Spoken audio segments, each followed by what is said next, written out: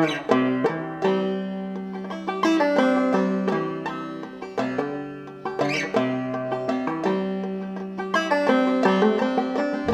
see what's in store for us today on the Creative Campers Corner.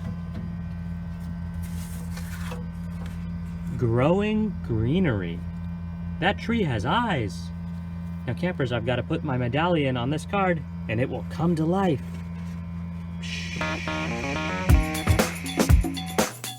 Hello campers, my name is Elijah and I'm your Family Camp at Yosemite ambassador.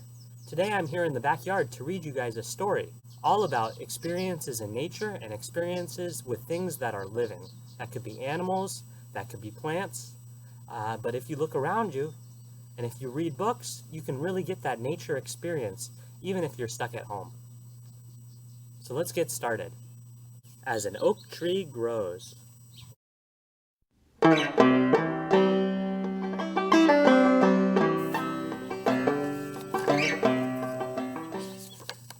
On a sunny late summer day, a young boy planted an acorn in the ground. Later that year, an oak tree sprouted up from the earth into the air and light. Each fall, it will shed its leaves, and each spring, new ones will grow. The boy grew up and moved away. Farmers now lived here. They cleared the hillsides where forests once stood. The wood was used for building and to burn in fireplaces. But the oak tree was left standing, right in the middle there. The oak tree had room to spread wide and grew upward and outward. Sometimes snow was very heavy and a branch would break off. There was a little branch that fell in the snow. Many landscapes can look very different from one season to the next. Here's a picture of Family Camp's pool in summer. And then here's a picture of Family Camp's pool in the winter time. That's a lot of snow. As the oak tree grew, everyone and everything was on the move. Children grew. Some stayed to work on the farms, and others left to work in factories. Ships came and went. Large engines rumbled along steel rails.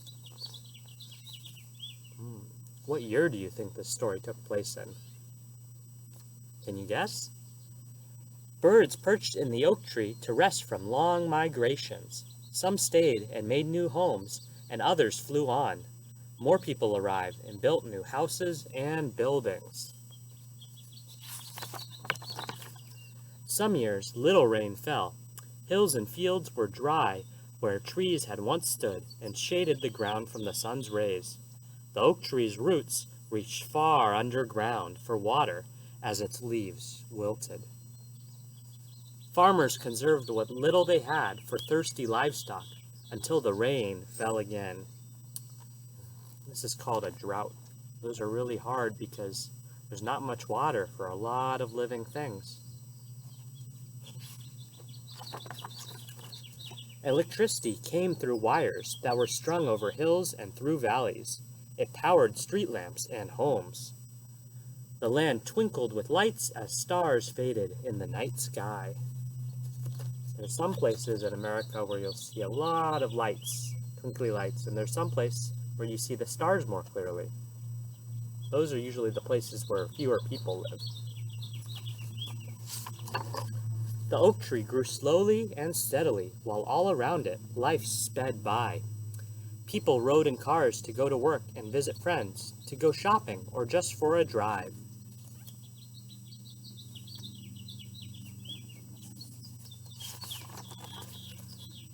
Soon the air was filled with jet contrails and radio waves and sound waves of beeping cars, barking dogs, zooming motorboats, whistling trains, and music. Still it's growing. The oak tree is 200 years old. It has shed its leaves and grown new ones every year.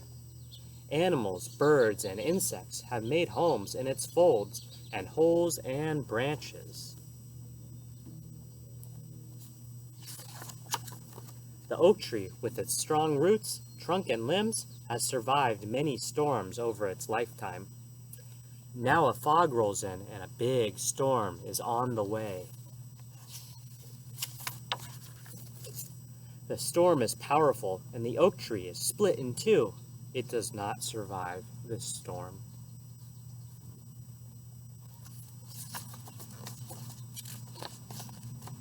People come to look where the great oak tree once stood. The tree is cut into pieces to be used for furniture, firewood, and mulch. Looks like that storm caused some damage.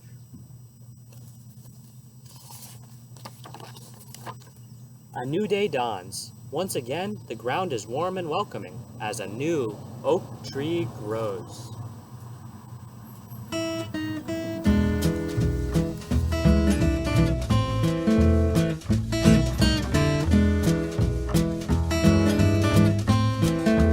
I want to go see a garden. Take us with you. Take us with you. Okay, Stan and Ricky, you guys can come with me. Let's go. Hi, today's field trip is to the Polk County Master Gardener's Inspiration Garden at Mount Fir Park. We're going to take a trip through this garden, which is right near where I live. And I got to be careful to keep 6 feet away from other people, but there's really not many people out here today. It's middle of the day on a Thursday. So I'm going to take a walk around and show you what's going on out here. Hi campers, I'm in the Inspiration Garden right near my house. I think these flowers are beautiful. They're orange and they feel really silky soft. This one is totally red. Even the little branches are kind of red. Feels nice and cool.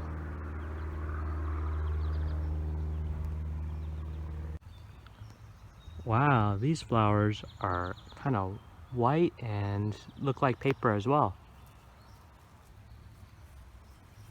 They're called the Prunus cerulata shogetsu, which is the Japanese flowering cherry.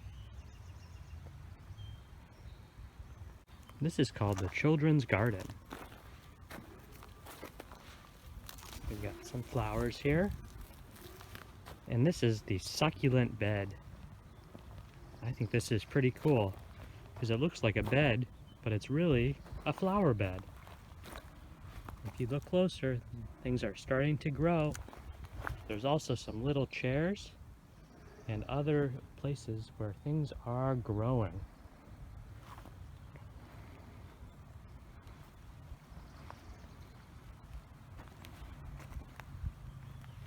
And a little house.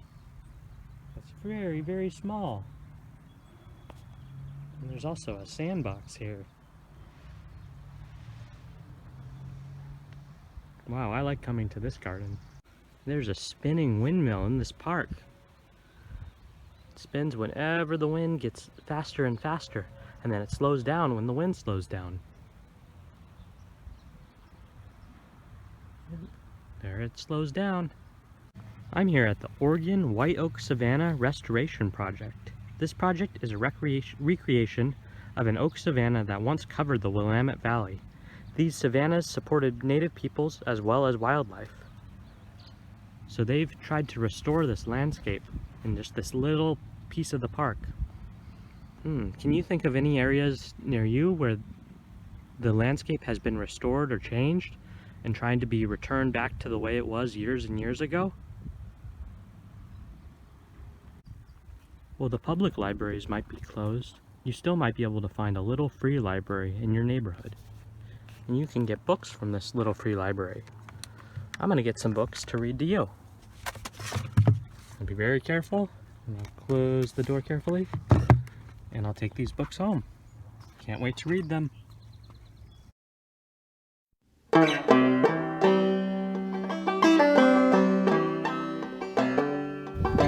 These flowers are bright yellow. They remind me of the sun. Here are some flowers that people left for their friends and their family members. They're bright red and yellow and orange as well. Wow, that's a beautiful way to remember their family members. Oh, it's my lucky day. It looks like I found some clovers. But these ones, if I look a little bit closer, they seem like they only have 3 leaves. Do you know that a lucky clover has 4 leaves? Have you ever found a lucky 4-leaf clover? These are probably my favorite flowers around my neighborhood. They are light pink in color, and they only look like this in the spring. It kind of reminds me of like the cherry blossoms in Washington, D.C. If you've ever seen those. These are pretty cool. I wonder how long they'll stay like this. Hi campers! So you might be thinking my backyard looks a lot different from this. Well, that's because I live in a neighborhood out in the country. But if you live in the city, that's okay. You still have a lot of different plants and animals in your backyard too. Can you find 3 different types of flowers and 3 types of animals or wildlife? And then tell me what they are? Hope to see it.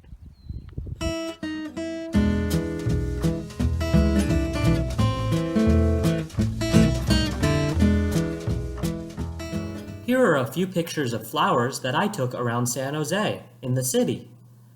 A lot of these were taken of roses in the rose garden.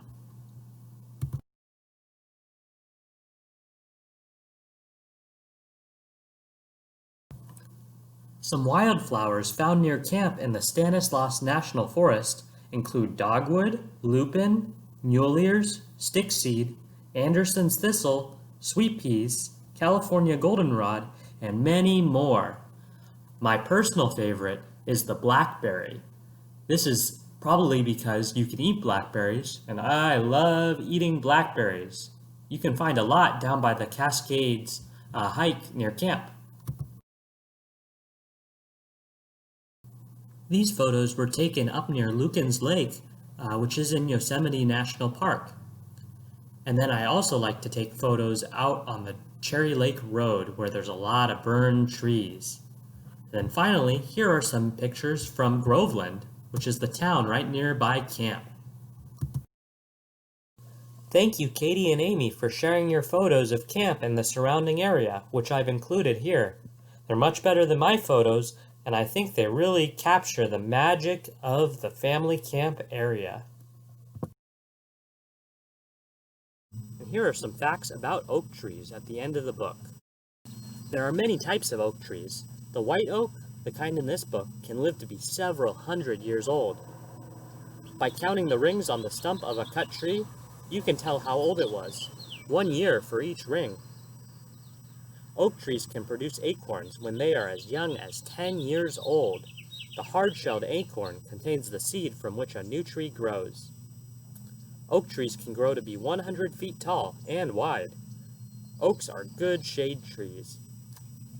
Acorns are an important food source for animals and insects, and people too. The wood from an oak tree is very strong and has many uses. Ships, houses, and furniture are often made from oak. Those were some interesting facts about oak trees. I'm glad we got the chance to read that, campers. All right, I'll see you later. Thanks for hanging out with me today and learning a little bit more about growing greenery. Remember that you can find wildlife by just looking outside your window.